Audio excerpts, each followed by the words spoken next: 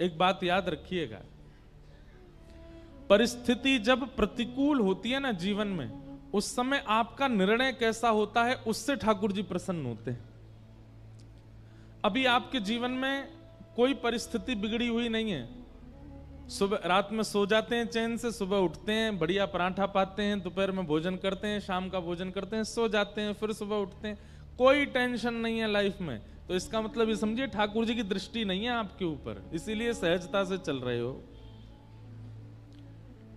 लेकिन जैसे ही ठाकुर जी मन बनाते हैं कि चलो अब इसकी परीक्षा ली जाए, तो रात्रि की नींदें उड़ जाएंगी, सुबह का नाश्ता पाने की इच्छा नहीं होगी, दोपहर के भोजन आधी रोटी में ही पेट भर जाएगा, रात्रि का भोजन केवल दूध पी के सो लिया करोगे, चिंता के कारण करवटें बदलते रहोगे, नेत्रों से पनारे बंद नहीं होंगे, हर व्यक्ति पर संशय होना प्रारंभ हो जाएगा, हर व्यक्ति पर शक होना प्रारंभ हो जाएगा, हर व्यक्ति से अपनी स्थिति की मदद मांगने की इच्छा प्रकट होने लग जाएगी। समझ जाओ ठाकुर जी परीक्षा ले रहे हैं अब।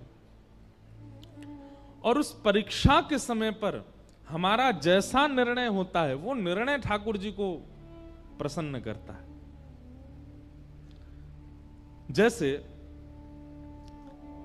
छोटा सा बालक जैसे धीरे धीरे वो बड़ा होता है तो मां उसको घर में पढ़ाती है, ऐसे 1 लिखते हैं, ऐसे 2 लिखते हैं, ऐसे 3 लिखते हैं, उसकी ऐसी कॉपीज भी ऐसी होती हैं 3 लाइंस वाली, उस पर ऐसे 3 बनाना है, ऐसे 2 बनाना है।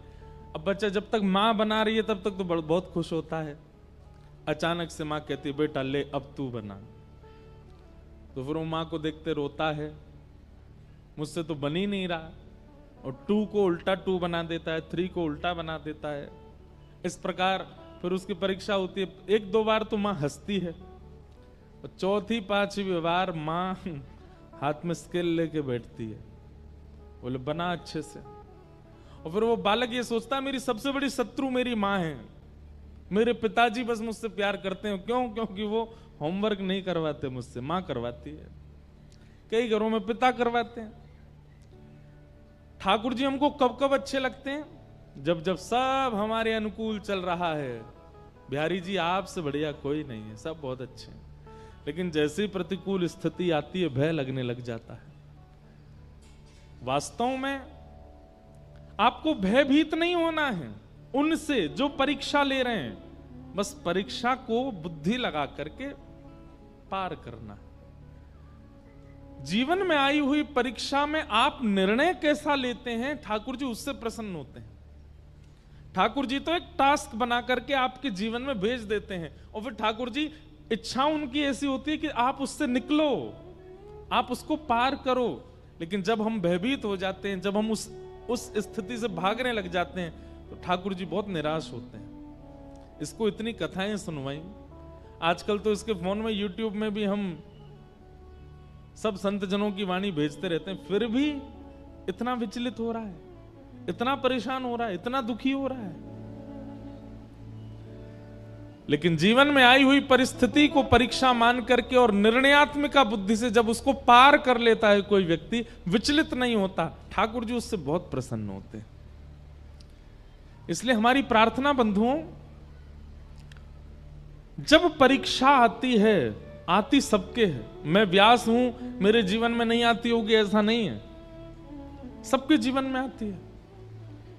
पर उस परीक्षा के समय पर विश्वास मत तोड़िए ठाकुर जी पर। आप लोग, मुझे पता है कई लोगों की ऐसी ऐसी परिस्थिति होती है, कभी कभी एकांत में जब मैं सुनता हूं तो मैं खुद सोच में पड़ जाता हूं कि इस परिस्थिति से कैसे निकलेगा। लेकिन संसार में एक भी परिस्थिति ऐसी नहीं है जिससे एग्जिट पॉइंट ठाकुर जी ने ना बनाया हो, सबका है। बस आप विचलित मत हो। किसी किसी की पहेली ज्यादा बड़ी है, किसी की छोटी है, पर सब पहेली का हल है। इसलिए विचलित मत होइए, बहुत शांत हृदय से, शांत बुद्धि से अपने निर्णय लीजिए और निकल पड़िए आगे।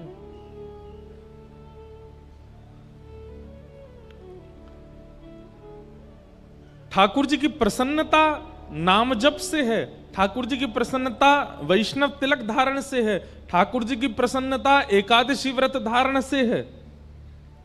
लेकिन ठाकुर जी की अति प्रसन्नता है कि जीवन में आने वाली विचलनताओं में आप धैर्य पूर्वक खड़े हो। जीवन में आने वाले उतार चढ़ाव को आप बड़ी आसानी से पार कर रहे हो। ठाकुर जी उससे अति प्रसन्न होते हैं।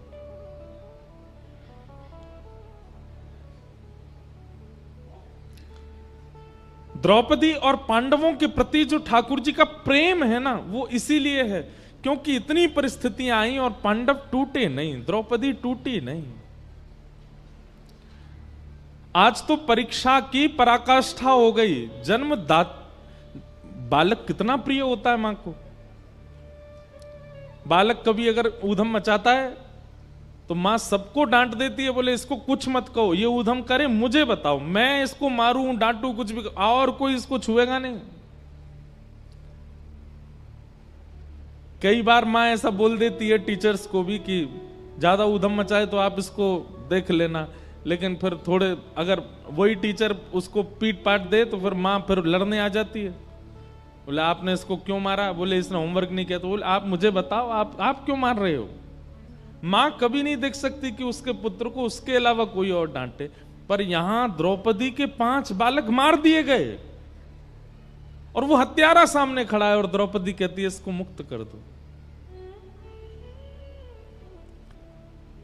कल हमने इसी विषय पर बृहद चर्चा की थी। 5 बातें कहीं, धर्मम न्यायम शकरुणम निर्वलीकम समम महत। द्रौपदी की बात में धर्म है, न्याय है, करुणा है, समता है। ठाकुर जी उससे प्रसन्न हो गए और भगवान ने अपना नाम द्रौपदी को प्रदान किया।